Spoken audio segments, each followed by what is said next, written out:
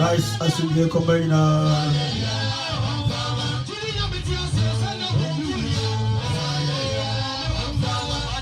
Eba ohinikasiase Onyame ahwe so ama onua sa biebiem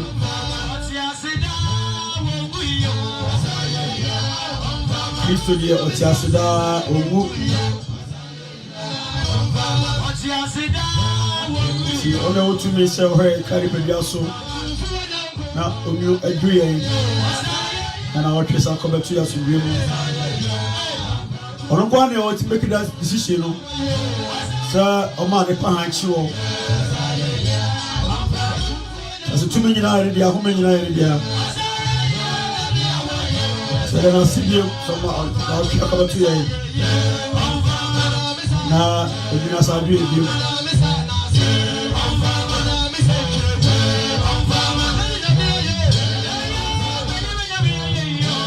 Ya bele ko yi pa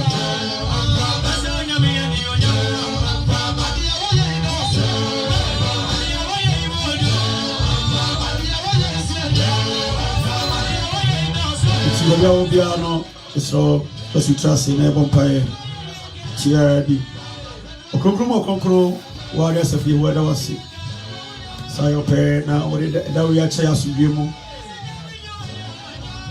e was every sa ever e wi asubiem so Sama utumi ahụ de ne utumi gya no bedi asem ye chi ne nanim. Na bia asado obasoma na okudu bia no ewu a Kristo. Obi bia bati no onti ase ofo ne brand nse wi ase.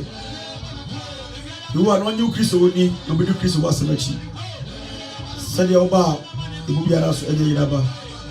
Te so se bedi kuri mbaye nso woni munyam.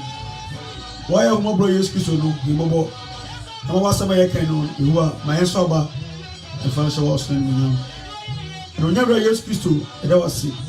So ma kwenya beto ama ye. Tumi ono onmonya bebeti no. Kan ho ne be shai adominti amen. Amen. Yero wa beta machine de ma mari na kwasa me. Also for me that say. Echiatifo nyina je cham say asomdue. Amen. Yesu ne say amen. Nti ba bia wo bia na wo so abomode na waje so say amen. Na onyankopon so atimi ahyira wo. Esan say amen de asekyere say enye ho. Nti ne say ogidi so obi chi asasomdue na age so amen a ekyere say enye ho. Nti na aye ho so de ama wo. Ade bia enye ho a na che say mpaebo na wo bodi adi onyame asem na aba na chi a na wo so aye ho ma wo. Yebedi Yesu ho adanse kakra de akyere wo. Onuadofo na so bi ka wo hu say Yesu ate ase. Wo ye no wasore wo nwu amubiem. Nti na yebedi Yesu ho adanse akyere wo. Nti ba bibia wo bia no hye na invite say onua meti onyame asem. Nyankopon no ne wo tumi no wo nkwa. Nti yebedi ne ho adanse de akyere wo. Onyame omanti ase da. Amen. Emra duru se wo hu onyame a wo somo no wo. Esa se nyame bebre ni wo wi ase. Yedi ka ye happen se onyame be na wo somo no wo. Minim onyame ko a wo somo no. Na me de me kamfo Israel Nyankopon de ama wo. Nia wo yi ye gya no firi Misrim no. Wo na me kamfo na ma wo.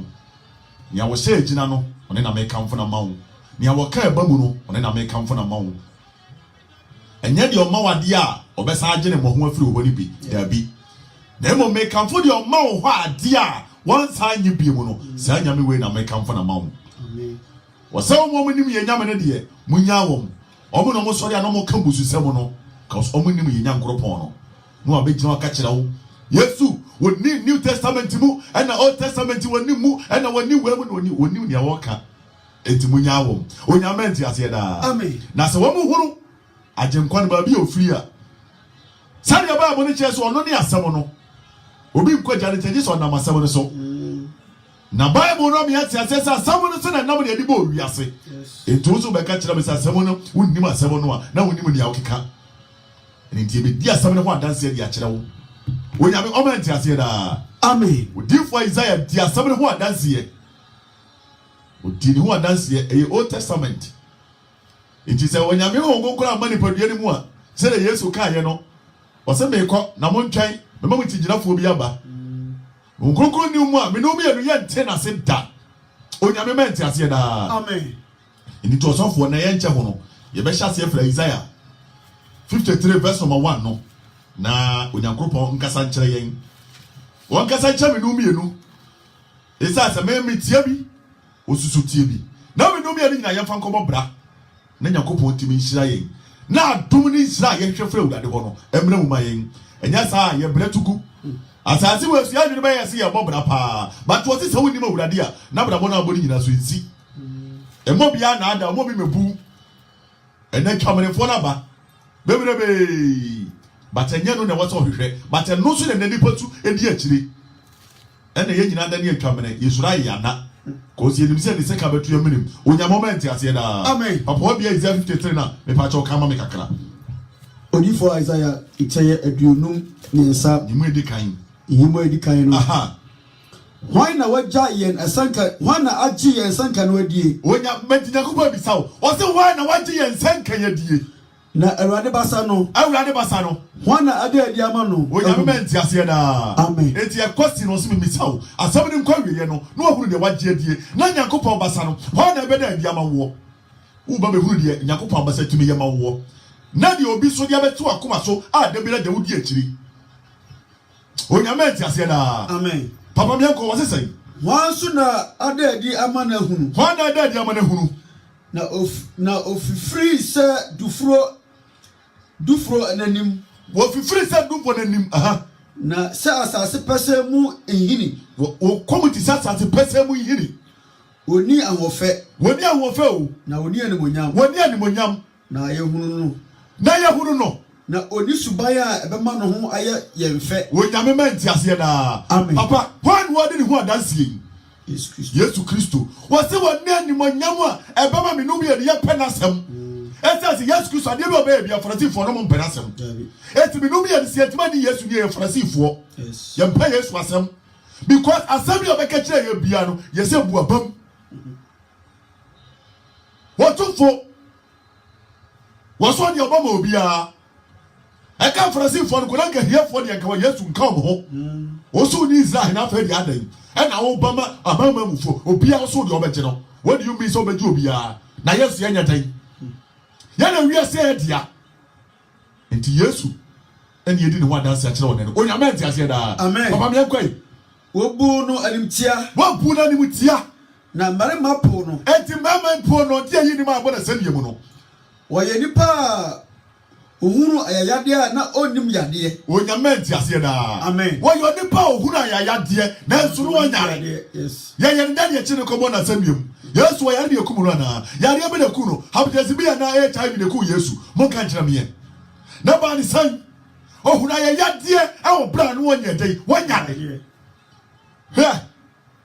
eti so be tira ka kiro say New Old Testament mu Yesu bi anim ko bi ka Yesu woni mo hwe wonu no anim an wo ka de wo pe munyaro no nka onyame enti ase da papa me nkoi wo say na obo no anim tia se obi a nipa eyi won anima hunta no wetu obu na anim tia ese obi a nipa nyira yin anima hinta no ese aso ya mune hwe so nipa eto ko kasa ba bi na se wo tua kwa ne apina ku no yes na ya mune hwe asase we so wo so ba de dem na se dia nyina ni yes ya mo Yesu Kristo hwe ya puna ni tia eto obi a be kanya me asem a e be sacha nipa kuma bia papa saa na tie nipa mu hwe ya bua ni tia yes onyame ti ase na amen ajewa wajadie so be tie na kro pasem empe ajewa nyame ni mu e na betima tie saa asem mu ebi onyame won fa nche yan amen ohu ne mobo enya saa ma me papa wutie mi e problem se beti Yesu ase papa me ko sai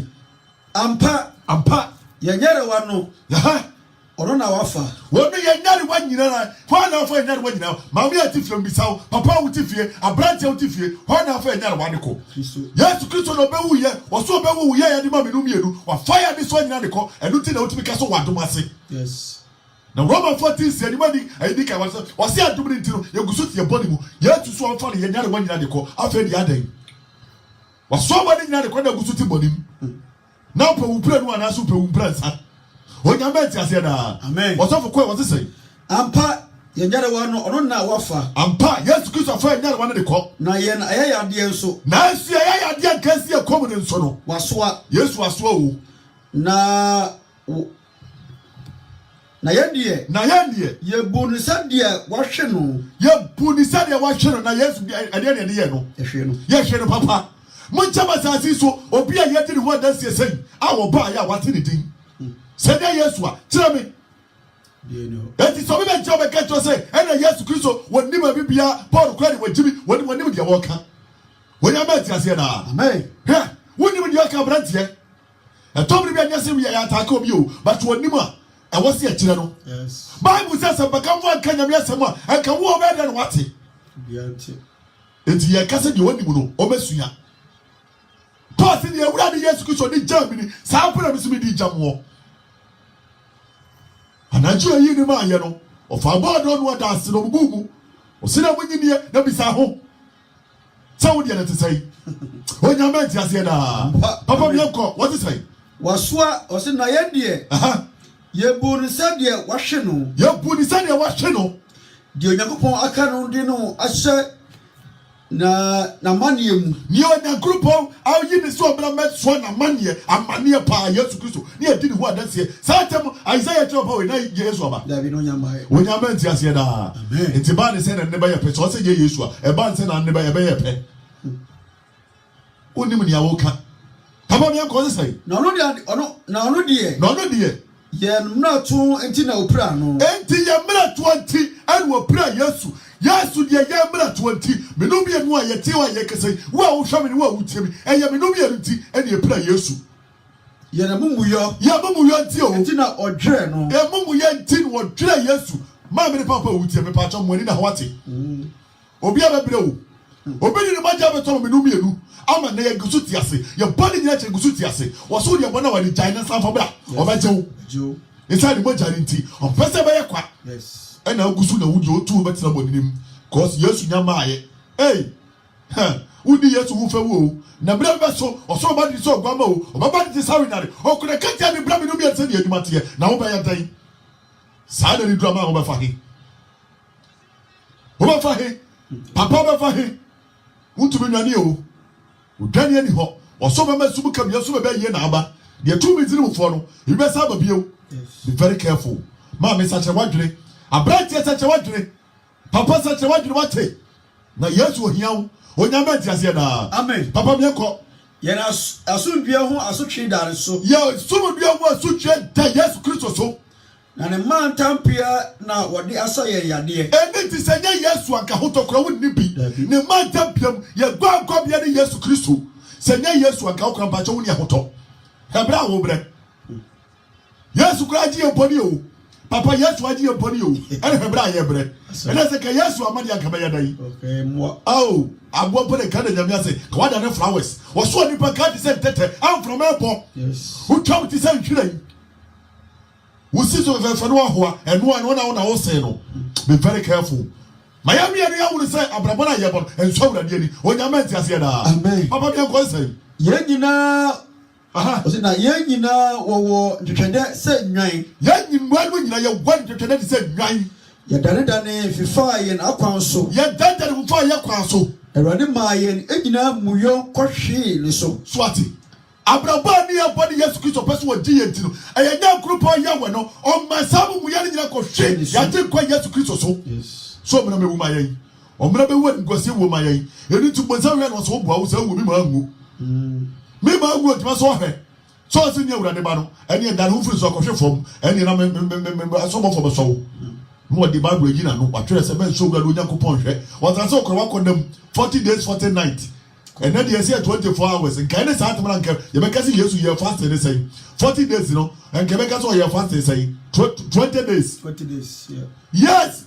I kind of year 40 days 40 nights because 24 hours. Yeah. You say make one day but yes to time no. Now you say 12 hours. It took a credit yes to time now or you fast in 20 days. Yes.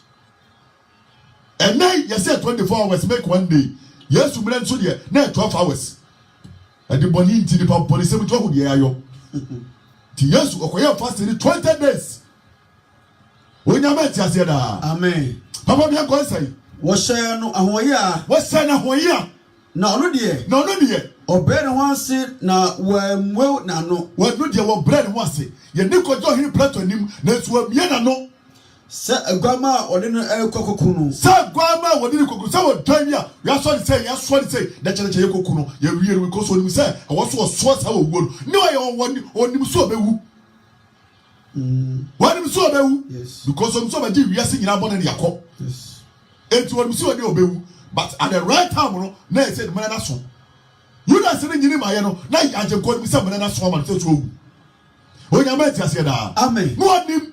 Say man na so. Na so say the hwiji man am na so ba no. Won wie. Kofo bi su na ba ye ni brenti. Won wie ye woni brenti no. Wo ba yi obi ama ne man so. Yes. Won wie ye woni brenti no. Wo ba ko obi a wo wie. O nya ma ti ase da. Amen. Ni brenti. Yes. Judas kum Yesu obra ni wo wie. What you want me so we was sorry. And so Judas and Ibrenti. One way as an Ibra by your war. Be very careful, mammy, would see me. Thomas over the bomb when I mean slow. Thomas, help me pro what it. Mama, yes, to Christo, will you to me? Not when you want never Giano, and Tina Hono. Then I want you will say. What don't want to answer. So for what kind of credit will be out?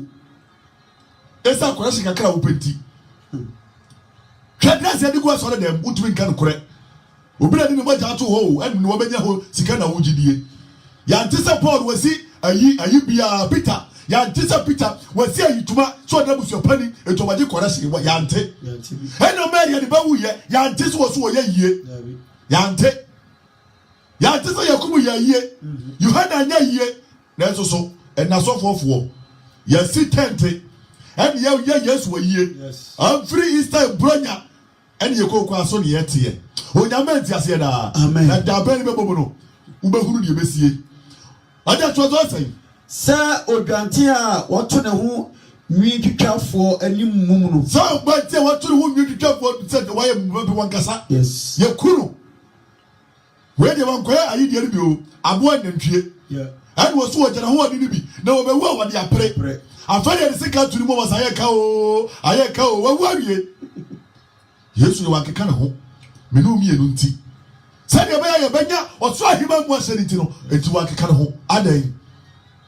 obema ba no wankasa o na me no mienu adan di esesi ebo wankasa na wo onyama nti ase da amen osofo kwa wase sei ono nso wa muena no wono so wa miena no wode ahudwan ni atamu yi no koye wode ahudwan ni atamu yi ni koye ne bresofo nso hwan na odwe no se ohwe no afiri achasefo asase ko hwan na odwe no se ohwe no afiri achasefo asase ko ye breso yi hwan ya Yesu breso ni me no mienu o hwan de obetimo ma ne sa bisa ho ya chi obi ye nesi adwumu ni ye chi ni say ya yes obi abo sofo bai enne sofo ko temptation ko kebena ne buafu Yesu wonome Yesu so mbone de ko wo si Yesu na sadua ne ho breka kra papa enne sofo ko problem kakra bi obaje aduro onyama nti ase da amen ani mu guasefo ye nyina da ni mu guasefo ma wurade Yesu Kristo de mo nyama boyen enu ti ne ati wiase aye bre cause you can you build with me your papa be ko say na me man mra 20 na obubo no Yesu Kristo say ye mra 20 and obubo no no man no damena fra abodifo ni odifo die emunu wo ni wom swati he ya de boniafo mienu no ye do ko kan obra no Yesu Kristo no ni mo hwe ye de Yesu ko fra ye ante boniafo ne de Yesu ko gina omontam ye de Yesu Kristo ko se sa de boniani yes akonesi ekuno mame hwane ka kire wo Yesu na migi ni ho adanse kire no ti so bi nimu a o kikari nsam sa ne mo atesi bi akoma no so o read Bible ye mo mra ne ho ase na nye Yesu ankonti ase mo mra ne ho ase ahobrase hia e ma kyerkyerefo ahobrase hia e ma sankafo eni ye ni ahobrase ye kasati hanta kasa ye kan kure na da ta kyerema eni ye dinam ade anyame so kyiri ba akoro no ato ta kyerema eni ye dinam wiase kontompo kyerkyere eni dinam wiase onyama nti ase da amen osofo kwa wase sei nanso wani abodefo sem bia o na da eni nanum nanso na da eni nanum na eso awrade ani se wodwe no ball no yade so wodwe no ball no yade se onya de ne kra to ho ye asudie afodie obehunu asudie afodie obehunu asefo ene ne na be ware swati yes eti Yesu Kristo on de ne kra be to ho eye awrade nyankoro pa fa yes eti no ye no hene ko kase no wose wo yo hene pa wani mesema ko bu wiase atai wode waye nti de ne kra be to ho ma me no mienu de ma ade ne ye yo akadua ban enne wo ba bi mpo toka ama no be ba no aka na tete ahwede bufuefu ada de me toka ma bi me ya ade ma ahwede se wa no o ma de na tantantan wa totare mu na ma ba o ko school ba na tete the same day na abu afu woni pabo ma ba oni ko school na fa ba ko ma na abu afu so to papa ma ne bi because I got Jordan ne boy $200 when your school ba ko ma nti obu afu obi de kra be to no and na baba ye body tie no e ko so anya dan disaster o nya me ntiase da amen woni from me ko say na de so awrade ni afa ne nsaso ayeyi obehunu ne kra bre no ho adia me enu ti se wo ba brabo pa na se wo man se pa bo brabo mu a wo ba wuru wo kra ne wonje enimjie na wa me because wo kra be sorry say Yesu Kristo wo ye no o san sorry ye wo wu biem Yesu su ye nya Yesu wa yie na Yesu nya nsa mo de Yesu wo biem afasha hodo ye die ye di zamanfo achi ya we yet man for be kum yam ko so me yet man for dada ha anya ko ti ase ase fa ni sama pa da go do sama pom o ya kire kura wa yiram etu o me yet sama for dada ana o peso bu nya sama for dodo ana ti ase for yesu mpre dodo ma me ni papa wutie me o nya ma ti ase da amen woni for ko say ni hunu mu na makoa ni no benya tene ama ni papi eniti wose ni wo mu nti ena beba me no mienu ye beti me nya tene nfo bebre na dia ko heaven nya sanka heaven de ke bi e be ni pa mienu me nsa nan sa na ne e ko so sa le toto so so no me sa neba no wo me so sa ti ka nya yesu ka yesu me so bi kula ke ni yo nya tere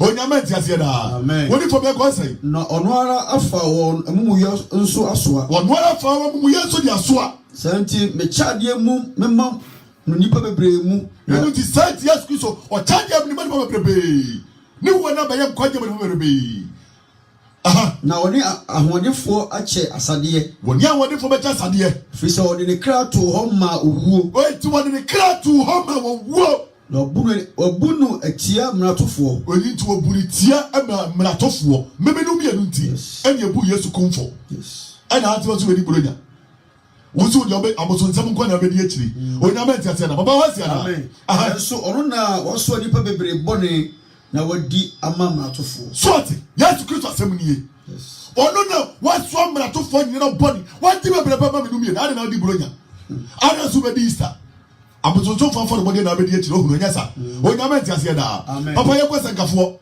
etira botwinima di kan he wodi amoso fo achi be very careful na wonim abozuzu for born wudi akire adan na yegu yesu ani masisei adan nyama yesu bresa obi o beso wu ye yesei yakuro wuku boni ene de osoro hwede ode ye no onyama ti ase da amen 1 Corinthians 8:1 what's it say Osika na Corinthians Corinthians asa papa sorry 1 Corinthians 8:1 Christopher Mama edi kan tie watwinchemu a edi ekan no aha na abosom aforebode ho de yenim say ye nyina nimde papa ye tie ditwi ni ye pa yes wo say abosom aforebode yenim say ye nyina nim say ye de yenimde papa ye kwai nimde ma ahoahoa nimde ma ahoahoa na ododie emankoso na se eye obi se onimbibia se ko onimbibia onya hunu se de ese se ohunu papa boboa wajiri asa branya ni se no awudie no eye ase ka hunim batoboa enya nuho munya hunu hwe because I was on some na wudi akiri onya ma tiase da wodi for me ko say na obi do Nyankopon a so obi do nyame a ono na Nyankopon di no wono na nyame nim wo eti se wodi branya na odi se nyame woni tie ne ye efritete na akoso di ye wadi be so de obato ye ye frani broni enya broni dia na wo so ye broni onya ma ti ase na eti batira bini wudi bronya ye frani broni enya wunya broni de wanya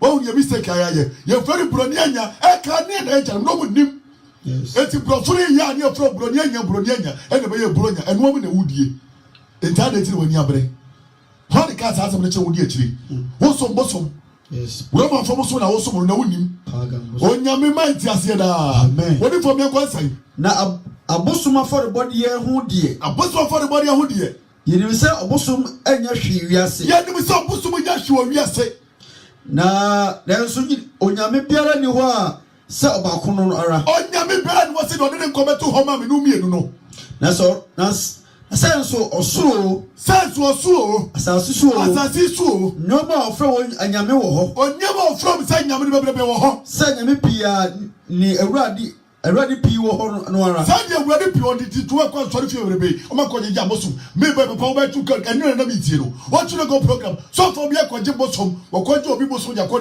na so dem no wo de ya sori e na nipa so wo je na ade they say ayo program ko to police station so for na se sabosom na ko si police station akwani se nyo so nyane de ya ti so for go for bosom na mra onyama nti ase da we na wodi akiri eti wo so bosom so dem but wonim onyama nti ase da bible say wonya huru ye so wo yesu kristo ka ko cha so dem bosom fo ko ne gu ho onyama nti ase da ejeje ma be na ko so o so mo nyuma biara ba e na be hu bia kro wonya wura so dem so for ase kanfo and the dress you very nice sister you are looking good uswani age wo wie papa me go say yendie Onyankopɔn baako pɛ ɛna yɛwɔ onyame baako pɛ ne yɛwɔ agya no a nɔma nyinaa firi ne mu agya no a nɔma nyinaa firi ne mu no na yɛn nso yɛwɔ hɔ ma no yɛnso yɛ hɔ de ma no ne Awurade baako o Yesu Kristo a ɔnam ne so yɔ nɔma nyinaa Yesu Kristo nam ne so yɔ nneɛma nyinaa na yɛn nso yɛnam ne so ɛwɔ hɔ no yɛnso yɛnam ne so wɔ hɔ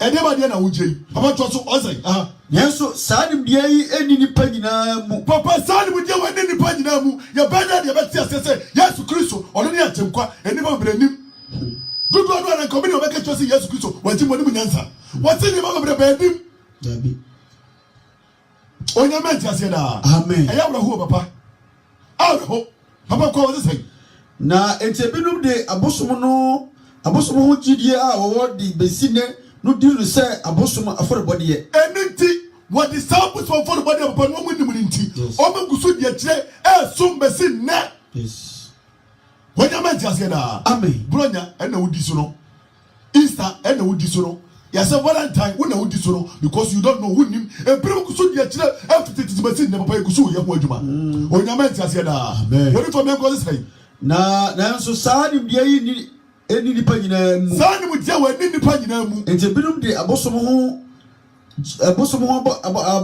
ho gyidie a wɔwɔ no de besi ne no di no sɛ abosom afɔrebɔdeɛ na ɛnam sɛ wɔn ahonom yɛ mmerɛ nti ɛsɛ sɛ wɔn nim di nti wɔn ahonom yɛ mmerɛ nti efi ka wɔn papa onyame nti aseɛ daa yɛde fi ka Christ ɛwɔ sɔɔ dɛm hɔ because yɛ nim de yɛahonam wɔ mmerɛ nti yɛma honam no ayɛ so weak honhom no ayɛ so weak enti yɛnim deɛ yɛyɔ onyame fa nkyɛ yɛn ɔma ahurumu mmra ɔma ntiaseɛ mmra wɔde fa tɔtɔ sɛn na aduane deɛ ɛmfa yɛn nnu Nyankopɔn anim ɛmfa wɔn nnu Nyankopɔn anim aduane hɛ Yesu Kristo wɔwu ne wɔnyɛ ne sɔfo a wotie me adan na agusu kum Yesu every day aduane nti sɔfo aduane nti atare kakra bɛhyɛ di sɔfo adan kanukura na nipa tumi nya nkwa ɛwɔ Yesu mu wɔwu yɛ de mame no mienu wasɔ me no bɔ ne biene de kɔ sɔfo adan aduane nti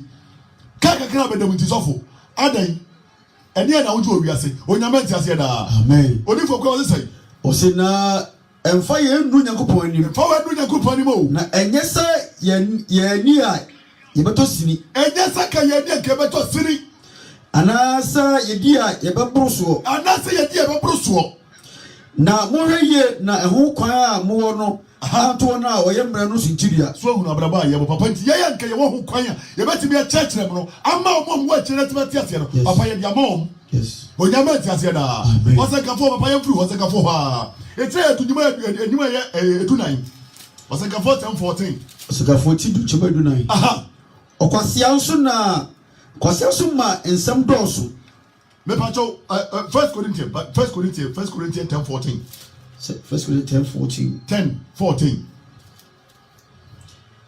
ifura ni abasa nkafo no 10:14 enti madofo e munwane abosonsom mene mo kasa sɛ animdifoɔ mumu deɛ Amerika yi ho atɛn tie nie papa kwasi no obisa wɔse animnuanom ai asɛm a yɛka ne nei trofie na bu ho atɛn tra oba bia tra bu ho atɛn onua wo hwɛ bu ho atɛn mene wo kasa te sɛ obi a wonim nyansa a wonim te ɛwɔ nyame mu ɛwɔ Yesu mu papa to so wɔse sɛ enhyira kruwa a enhyira so no ɛyɛ Kristo mogya no ayankoyɛ ana eti obisa say Yesu Kristo ehunam na wo konom ye no Yesu Kristo nipa bia wo kodi ye ni mogya konom ye na nipa bia kodi ye na nya kronkron na obisa question paano wa yebubu no enye Kristo nipa bia ayankoyɛ ana paano wa yebubu ye no enye Kristo nipa bia kronkron na ɛnam sɛ paano no ye biakunti no yana ye bebre no ye nipa bia biako enu ti ye kwese kodi nya nipa bia biako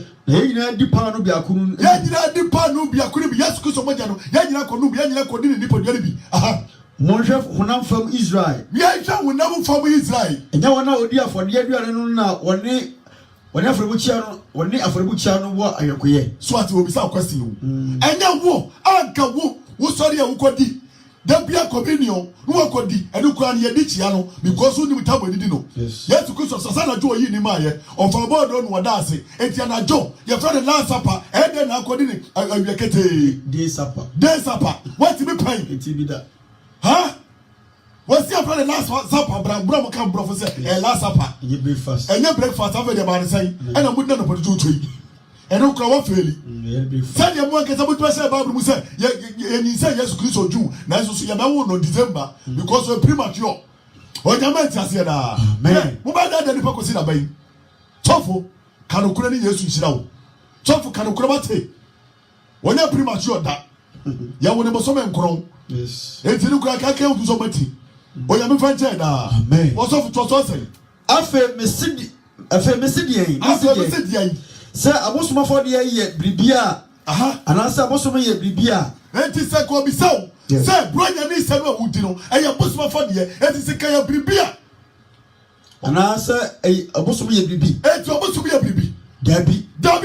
Nabum, me say, Nabum, yes to say, a for the Abono, a for the Abono, Obama home money, Mupama home money, and then Tipa. Who come with who so the communion every year? That's so no. That was the communion. Who say Easter did not the communion? What matter? Yes. Easter didn't take the communion. What matter? Because Easter would to be neat. Open a dinner, you have a shower. I say yes to Christ or communion to Cody. Open a dinner, you have a set 25th December. You yes, and you have a communion. And you are to where bosom and what's what to matter. Because you don't know. And now you also yes, Christ or whom you could you. Nimi enu nya peda. Onyame ti ase na. Amen. Wo kodi communion hunu kwa mame. Wo de so for ya wo fra wani. Ade wo kwesa no me am wadie. Ane de betra ofie. Wo se kan di wie kwa mani bio. Ya bi. Wo di wie se mani bani di. Last supper. Na so papa mo di wie a. Ye betra se ba wie a wan so for di kama ya wan dada. Ye betwa so. Yes. Hey. And I yes baba. Wo se wo zampio do boy kwa adu. No wasane me no me adu se bugu ha. A better don't tell you to cool. Said the job can was some honey does tell you to cool. Would you ever jump on 1 year? When your man said, Amen. What's off what is it? Nadina coupon, and then a coupon. Na mempese money our money ya ahoye. Eti ya sumpesi ya money mania ahoye. Muntuminum a radi crua anoni ahumoni crua no. Muntuminum the same 2 things papa and money mamu da. We are so mistake. And took on the bronya. Now, Sako, yes, could and said also bosom. Yes. Was said, why is so much what you mean? Malaki 2 times, Papa Sanokai. What's in a wine or so much where you mean? Well, 12. Yes. Yadabakunia one. Now that you never talk to the Kutopoche. What I get any edge of Yassi, in Kanokrawati. Kanokrazofo. Say, Jafo Kanokra. Kanokra, and here. No, correct, come one thing, but oh, come and when you put to Yahoto.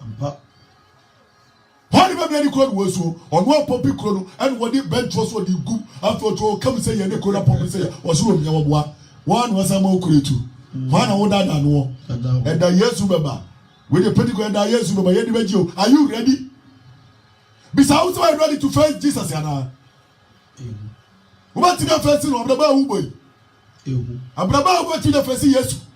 When your man said, Amen. What if I go to say? Anasa yere shawrade amano atwini nkunu ye di shawrade amano atwini nkunu papa bra ya ba no ye ho ye de chen no ye ho ye de chen na obi saw dabi ye di shawrade amano atwini nkunu ana ye ho ye de chen yesu wo problem papa ye di abosuma chinansu anim onyama ntiase da amen papa ko say aha enema nyina ho da ho kwan da ho kwan enema ho nyina da ho kwan na enye ni nyina na eboa enye ni nyina na boa o ma me papa wutiemi so for catch to say bibia you okay but was enye ni nyina na boa o nipa boa o say kwa bo ti woni padi so but we owuo ma me papa wuti abrantie say na oni antie boati and na wi abramu ni ewei awi abramu ni ewei enu ti ba be dada o say yes we ban koba na dada I don't talk to ko bedru we e dey wa tell ye catch papa wasi ehonsi aha papa to so kabako aha nyama nyina ho da ho kwan nyama nyina ho da ho kwan na enye ni nyina na ema nkoso enye ni nyina na ema nkoso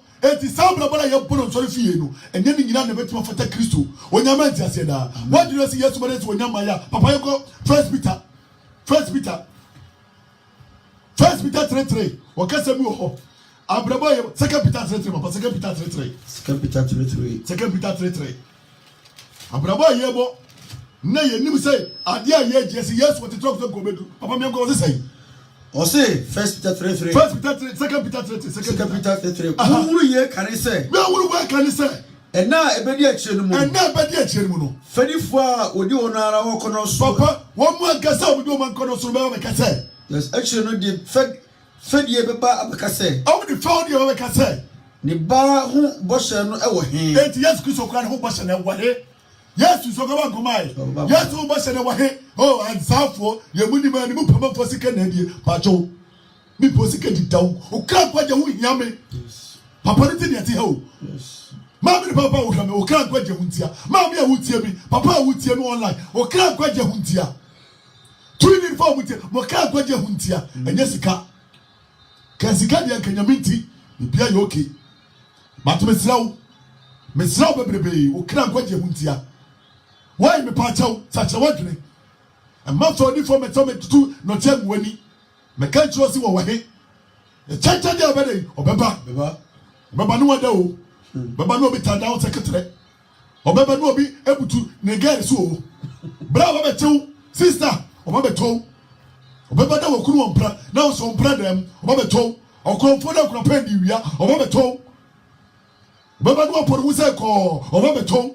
So ye eso so Jacob Yesu na mekyere ba ntinya se di jale mekyere e da Yesu beba no e ho na wo behuru wonya menti ase da amen wodi fo ko so sen na efiri se ajarum di da yi efiri se ajarum di da yi ade nyina te se de tifiri ade bo so te se de yere ke Yesu ba ko ba ade te se de tie sofo ma yanwene ya buru dada ye ntwe buru nya sofo mi yanyi ani onipa nche ubewu koto aboroche ubehu do baye wo wonya menti ase da amen wodi fo so sen na wona paye no na wo paye no ahunta won se efiri tete no wodi ayawo sofo wonyame de asiew wasapakani biewani na se won krokro tumi enye Holy Ghost se won krokro Holy Spirit na sre Holy Spirit na se enye Holy Ghost uso Holy Ghost won tinse mi se ase wonyame fa che da amen wodi for so so na wona paye no wo mpa we no ahunta won se efiri tete no oso ne asase efiri nsomu na efa nsomu betim ho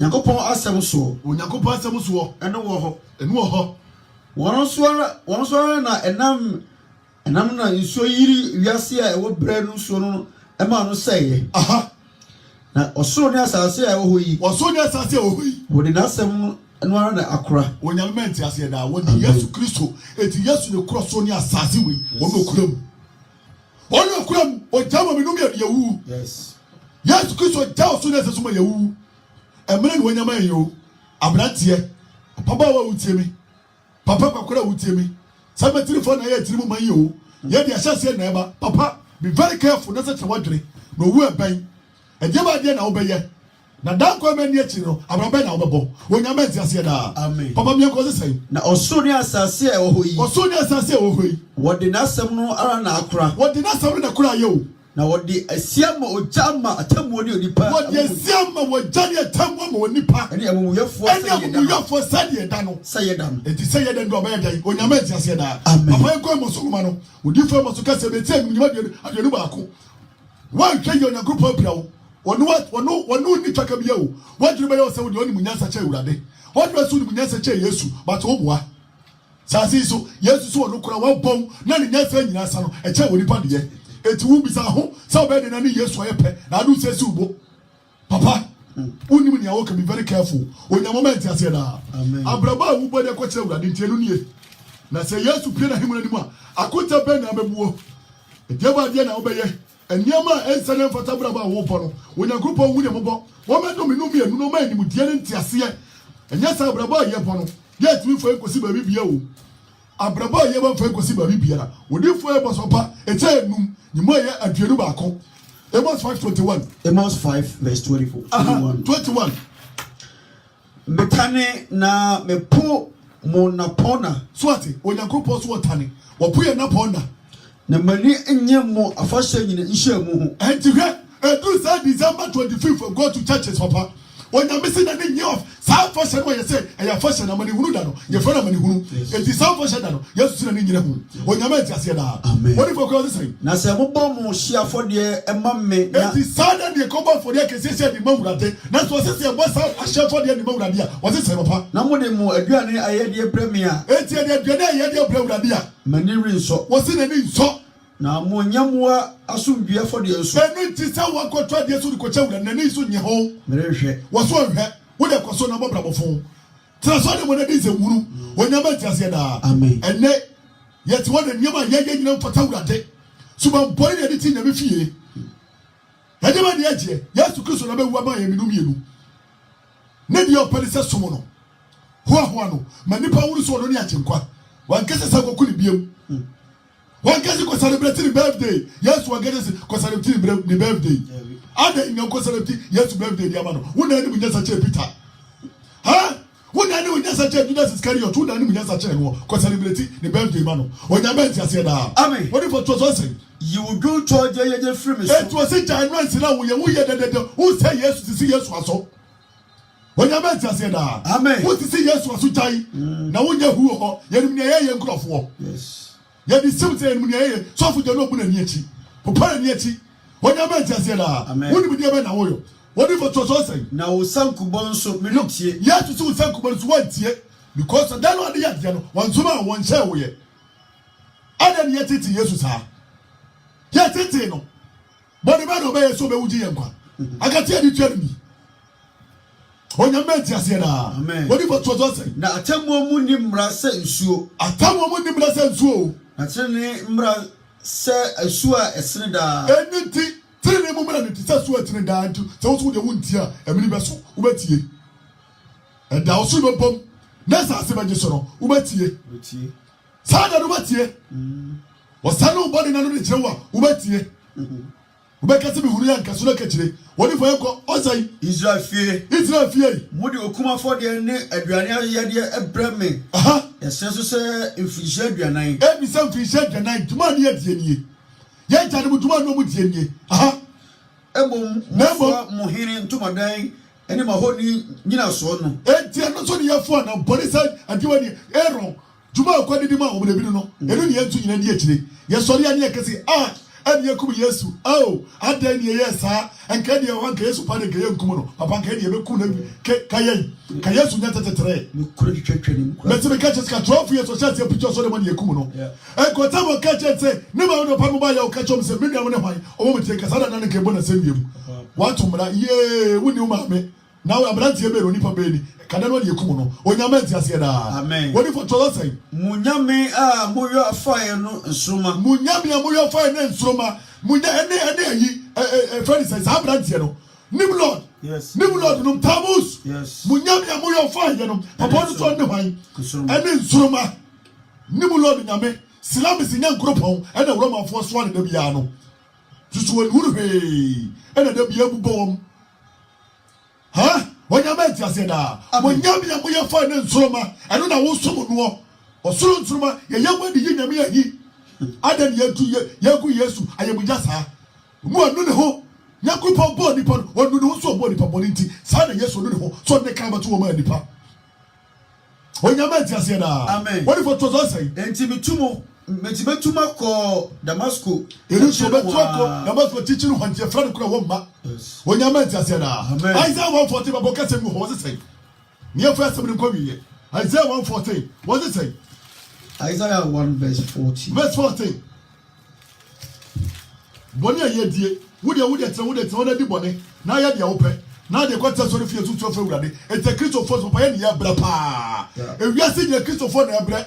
Munkai ada legislating no be okay a case of phone here because ye actually the man papa ye ni so ye didn't rough and ye celebrate birthday the man one catch also of a birthday be edi yes so boy so birthday be edi and ye celebrate birthday the man I don't class on yan ko boss home dey show amount and who celebrate onyama ti ase na amen what if from the God say Isaiah 1 verse 14 Muasa ne foforo ene mo afoshe no etim sa tra ne foforo mo afoshe no boso mo fo de na mudie no aha me krachi onyakupo se ne krachi ni eye me ohaw eye ja me haw emukura afro me eni tie mo afro wurade afro no munyai ni Yesu hunto no onya ba tiase da aten asofo me se munyai na bronya na ya bosom yes isa ya bosom complete munyai o eti omo bosom no omo bobi di ni mo kafi wuti wonte aita from monte munyai me anya bosom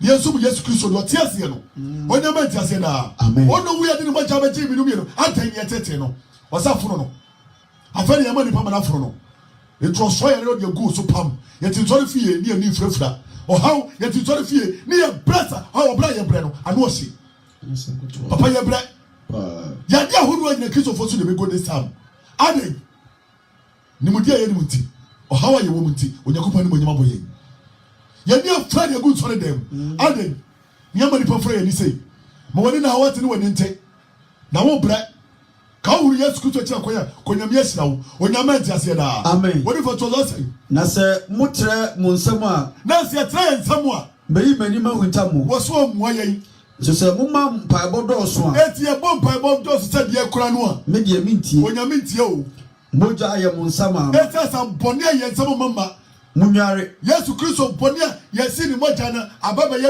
konkro de maye no apetata ye nsam yes because ya ko celebrate birthday birthday so bosom eti Yesu Kristo kan kwaje esi kenya free ni mo no papa dane o hawo yes onyame atiase da papa kwa wo sei munware ye nware o munwura mo ho edi nware ye ho munyi mo ni yo mu boni mfiri mani so ye ni yo boni mfiri wurade ni so munya boni ye nya boni ye musia papa ye nsia papa yo monra atentene ne ye hwehwa tentene ne montenetene omimfo me pa chaw ya se atentene obi obede no wahuru nyankro asema ye kai enu tene ye tentene wo ma me pa chaw wonchia ye na so wacha wurade mu tene abrante tene wo wurade mu so fo tene wo Yesu mu ni maja de se na ma wo atimi asem ya wo ka bi wate so je kwara hye na fugu botom me pa chaw na nya wo dia fa mo nyame adwuma no na nyame be timi tumpom amen wodi esu akese na ade to kwa no fia esu e na ade eje hye suit akese top 3 pieces e na wodi eje hye sofo sare Yesu hye ewie be kase one man church continue mo Yesu Kristo ko adi ni maja beto ma nu mienu weso de nya one man church o papa Yesu dia na wodi ya woni Yesu na nya Yesu na tira so na wo be manager e na fa de wo su be bu Yesu bunu da no beba obeyi afi ho onyame atiase da amen woni for what o se muni musia papa ye mo hwia tetere ne mo tire omimfo muni ma awisia na mo mprenyi okunafo we ne de nka Yesu hwehwe na enso so ye ntumi nyo ana bro ni bayi enti no ye sori ye gongonza horo ne yedie ani bra ne nimu yo ade ense ne fote ne ye bo hu dawuro aso dem ye beauty pageant ade sofo ede wa de ne ye jo wiase Yesu Kristo de obewu ma ye nie onyame atiase da asi amabra bokukura papa ye birthday eni ye 3 dia bra boy ye bo ati Yesu ani ye tosi Yesu wa ya nkasa bre nka ye nkuro papa nke kubekuro Yohane papa ye go Yohane 10 verse 11 no kasi ya no yes Yohane asempa etirenu nyimo ye duba ye kwa ka krem ye fa fonti ye fa se ma wiye ma duba ko aha Yohane asempa tido chima duba ko aha many odwarefo pa no wo se wono no odwarefo pa o odwarefo pa de ne kra to ho ema ne nwan no enti Yesu Kristo de ne kra beto ho ma ye minu mienu na opani a onye odwarefo no enti opani a onye odwarefo no na enwan no enya ne dia no enwan ne nya ne dia nti sofo ohuru patekusa oreba ohuru patekusa oba ujanya no ho dwane ujanya no ho dwane ti sare de be ya sofo fo no ye nyina ya yo onya be ti ase da eti ne sofo fo no aba no ye so nya me kakra ni ya kofa bo so be hyase kakra ezi ti ohuru sa Yesu Kristo oba kora na ni ye be hye ye ti be twan wurade buso mo ba pe ni ye tu bi ka go hye na wa tu enu ni edi akiri adi ya ba nyankopon nipa no nyankopon ko no ya nyina kogu amunam ni frafo eche ni frafo kwan ye di ano fo ni gya soro dem ho eni edi bose ye da Yesu baba ye ni baji o na Yesu ba ye ni mo no onyama ntiase da according to Matthew chapter 15 no verse 7 papa samo ka ye ni oso man no fa ka ni je urade ye na so ba ko ade eni ho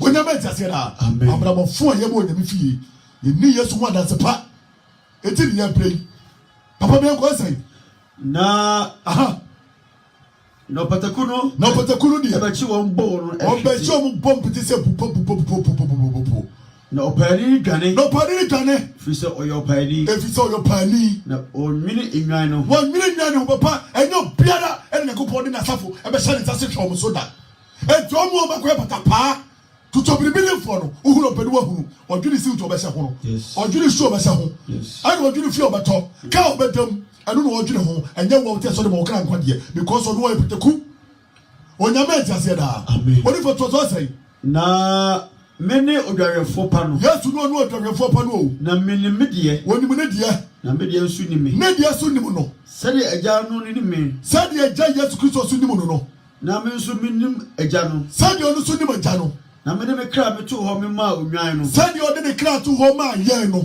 na me wo enwan fofora won fi bayi mu o wo enwan fofora won fi dema gasa me no mienu ye dom ye di Yesu won danse no mo ba eti bi bisawo adwensa kyerɛ bɛ ne wakakyɛ onipa so wɔnsakyɛ n'adwene na Yesu bɛgye no Yesu wɔnhwɛ o ɛna deɛ meka ne deɛ bɛsi to ama wo ɔyɛ lawyer ɔdi ɔmi no mmienu wɔte yɛgya ne nsa nifa so wɔ eti asɛm bi to mi no mmienu a ne yɛdwane ato ano papa yɛpa akyɛw yɛayɛ bɔne eti ɔsoro no anim huniɛmɔbɔ ɔhwɛ ne mogya ne seɛ no ɔhwɛ ne nsɛm na adoa de mu bɔ mu ɔhwɛ ne nam deɛ de mu bɔ mu na ɔhwɛ deɛ de ababaa wɔ ne mfe a na wagye me no mmienu nkwa maa mi ne papa a wotie me ne paakyɛw ne koto serɛw hunu Yesu mɔbɔ wate na fa wo kra kyɛ no wate hunu Yesu mɔbɔ na fa wo kra kyɛ Yesu eni ya nkurɔfoɔ n'akyi eni wiase fɛfɛdi akyi na go hunu amane eni wiase fɛfɛdi akyi na go hunu amane wate maa mene papa wotie me abrante wotie me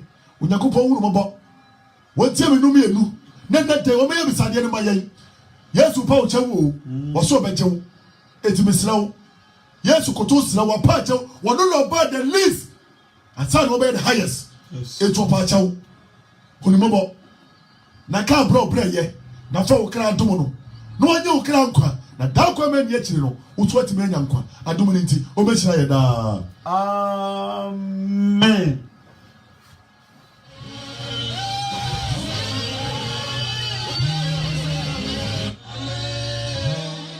yeda ohene kasiase asubira no na yeye ni asadaka no se ona maya hoden ema ne de ri nyankopɔ asɛm no ebre ya no fum nyina sanse ya na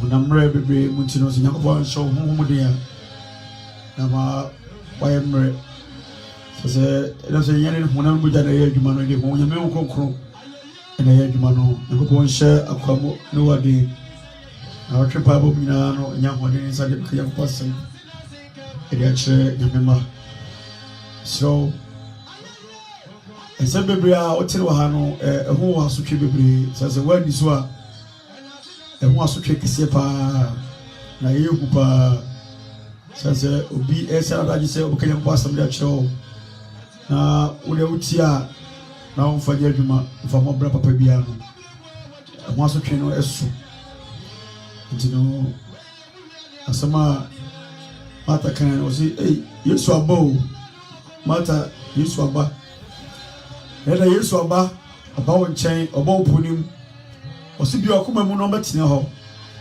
na ɔno ma enante ɔno betu anamo sɛnebe ya ɔbɛgye okra nkwa ntino membu buti menya wo sɛ we are so proud na also kyɛ Yesu sase wo etimu no obi ne ho kyɛ Yesu Kristo ɔna tumi nyina ɛyɛ ne dia so ono omrepa ma odesani ti se wungu ya e ma no adwenya wo se bia eye wo ho ode bi na se onyansa bi na experience bi a wo ntina ma wo raso ti ase Kristo mo buru hu ntira obesa obaye iraba obesa obeseye obesa be ko obonsam ri jamuni bi obesa oba ne nkyɛn ntira ne kwanya bebri ato ha ma wo se sacha wadwiri Zora so tia say ne ya na so tie nka ne ya Kristo do pa o de mra to ha ma o so say wu a that's it ye wo ni mu bre no ye mu san kwanza ma na o ba so cha wadu no te enti so wo kwas amria wo opportunity so such a wadri many nipa bebre enko ebone is a wiase nyina adi de wiase nyina echi so oh bronya Christmas nipa do adi Christmas no the dosu papa na so mo dosu enso ya abosom no ma ne di akire sasa in Roman Empire and this how I didn't miss you. Serbia, but the nipa bebre adwen ade abedi ewiase foma na so bedi boniachi na nya ba besom ewia nyame a mo di akire no enti no yakopa asem na aba no so wadi dia bra na enu nya mumu su Kristo wati sanse yakopa onche ne kwaje wo meni wiase no ma bi achi na enye enye yiraba e wonyame mu so pa ye pa ocho se no se pakani ne kan Kristo o pa ocho o se fa okra man why on pese ni moja no be hwiesa like e be waste so o pese e so aba ni bra be bre se kire mu no owo be wuji a da samankwa ahometi a obefa mu no pese be waste ntino de mre be ato ama so se kire wadwi ntino bra na enu nya sunyame na obenya enijie nya sundwe ama okra and asita we mu ne de bia nkwa ma Kristo ka ho a True Faith Church of Ghana Toronto branch na de wotie yan kai. The number is 647-628-4302. So opese woni esuma bra your 15 sound money way e sorry. The number is 647-607-5828 647-607-5828 and now 647-628-4302.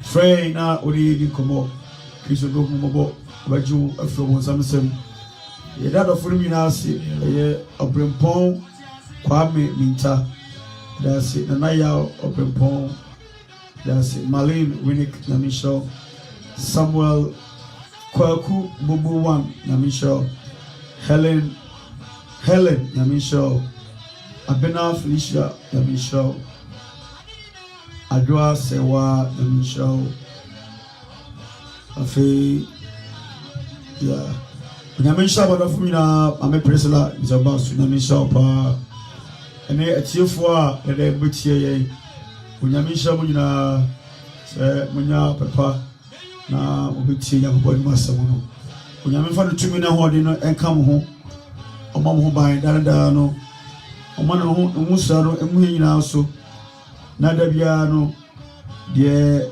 onano tumi so ya brabo nye no enye na fashion je no nyam sanse so Kristo amakwan a yentimi ema ne nchen ona mai owo papa de maye o mai ahodene o mai tumi se yentrasi ndi so wo hira bia ona sasa be ma we so de mano so na o mai nkwa nya so hwie Kristo nka ho sere dai ojo pere se butine no masem ma butie ye ma ache butie nyina no nyame inshira mu na de mo hwere no nchebia no onye mamu Kristo inshira mu da amen ebredo no ebebo paye na edebiri nya akona wiye to be we bless you chase na ye fa ho she Kristo sa oh so hini Yesu Kristo na tumi na ye odia there was the debiri so it was some say abre so pacho was some no danda no ma yetan mu na yeni no police so gante e ma was some ayeti no ha no bia no ho ma ye remfi na mo me fa mo bra na entry on free body ho na babo bia esefata bia no ayi ho a e be metimi am ba Kristo nche no intimi mbo e ho a so mo ho suro betan mu ni se ho suro betan mu a ba ma ye jabo ne ye ba me atwe free body ho sasa wasam che se obubia yakopon ho kokutumi no e ka ho ono na ye yakopon ma ti so se ma ho kokutumi no en kan ye ma ho kokutumi be chen bedua mu dare intimi entwe ho free body ho na wasama yetie no enti etiase mfa ba yebra unyame ya so wiewura no oso dwe ne beta enso nsi okra bi a uti wasem no ene wana betie ene afoforo na kwaso betie wasem pa nyina ene atiefo a betie ganda no nyina na befa yida ekra ni peganya no mu na wo kokotumi ne betra yeso na enye fi obonsam kunua bia so enti enyi wasem ndi onyame udi na mabo buhwe mabo bishrai tuminti ononyam ti bishrai ene me santi nyina